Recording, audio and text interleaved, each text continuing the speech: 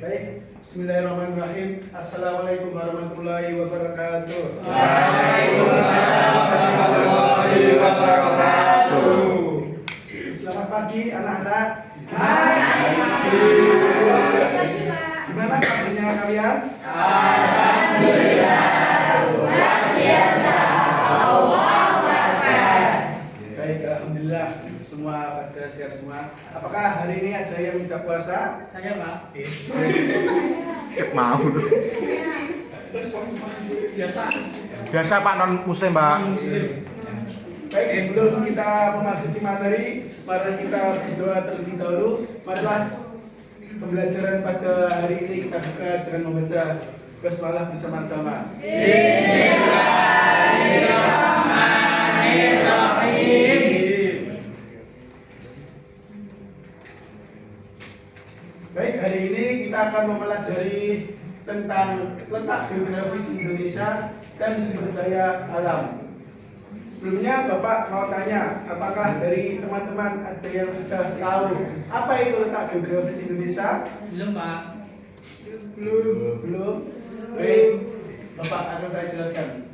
Jadi letak geografis Indonesia terletak pada 6 derajat lintang utara sampai 11 derajat lintang selatan dan 95 derajat bujur timur sampai 141 derajat bujur timur. Letak ini menempatkan Indonesia di wilayah tropis yang dilalui garis khatulistiwa. Dampaknya adalah suhu udara relatif hangat sepanjang tahun, curah hujan tinggi, serta lama penyinaran matahari yang stabil. Kondisi tersebut sangat mendukung kegiatan pertanian dan perkebunan karena tanaman dapat tumbuh sepanjang tahun.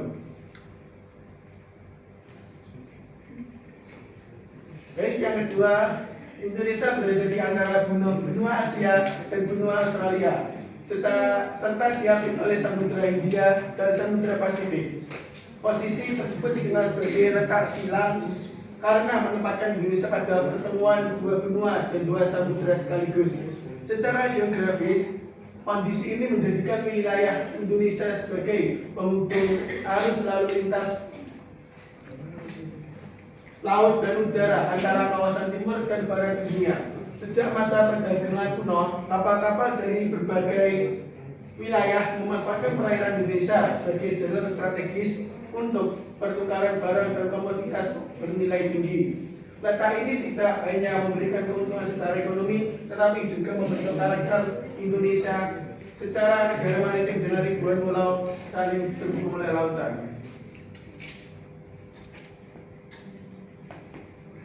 Baik, selanjutnya poin B, kondisi geologis Indonesia. Indonesia terletak pada pertemuan tiga lempeng besar dunia, yaitu lempeng Eurasia, Indo-Australia, dan Pasifik, yang menyebabkan wilayahnya memiliki aktivitas geologis sangat tinggi.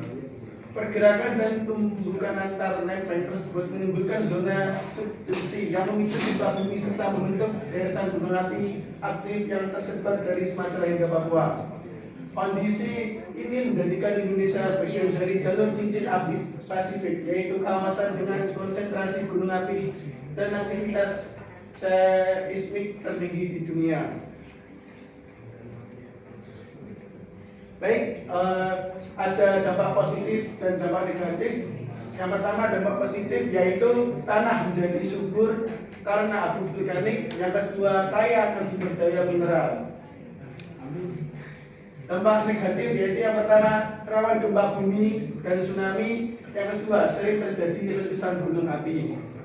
Amin.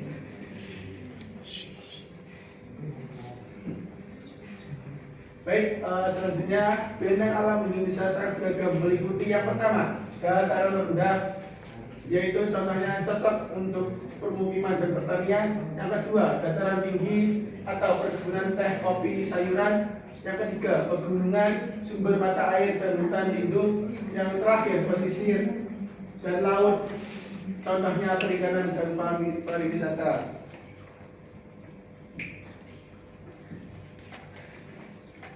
Baik, poin C yaitu iklim di Indonesia. Jadi yang pertama, iklim tropis. Indonesia memiliki iklim tropis dengan dua musim utama, yaitu musim hujan dan musim kemarau.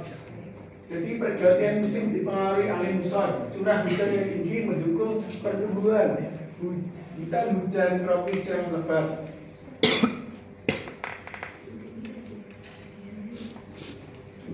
Pengaruh iklim terhadap kehidupan. Yang pertama, pertanian dapat dilakukan sepanjang tahun. Keanekaragaman hayati sangat tinggi. Aktivitas ekonomi menyesuaikan musim, misalnya nelayan dan petani. Namun, perubahan iklim global dapat menyebabkan cuaca ekstrem seperti banjir dan kekeringan.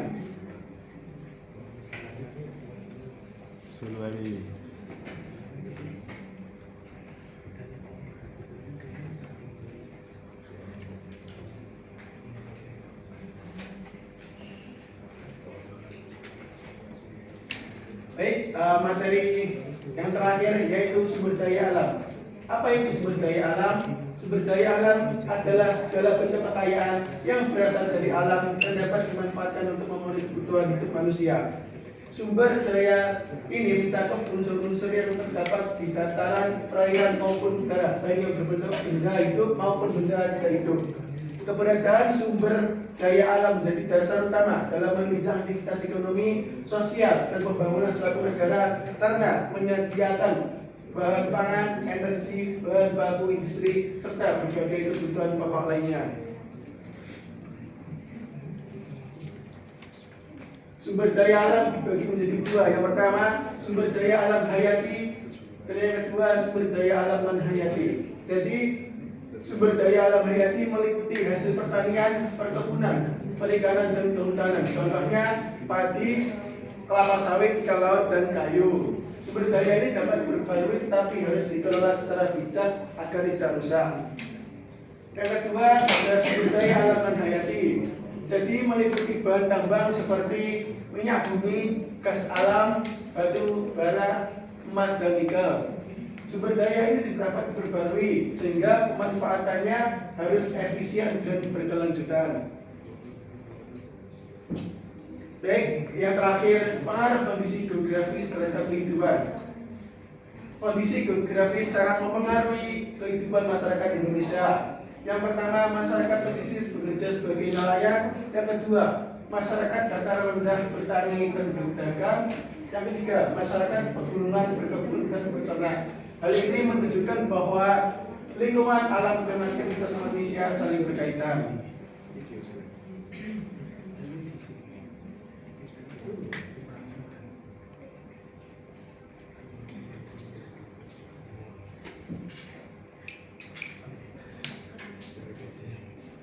Baik, karena waktu sudah mau habis, kalau tidak ada pertanyaan kita cukupkan pembelajaran pada hari ini sampai sini.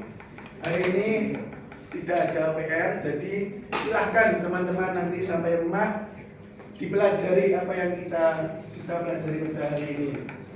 Baik, mungkin cukup sekian pembelajaran hari ini. Mari kita tutup pembelajaran pada hari ini dengan membaca alhamdulillah bersama.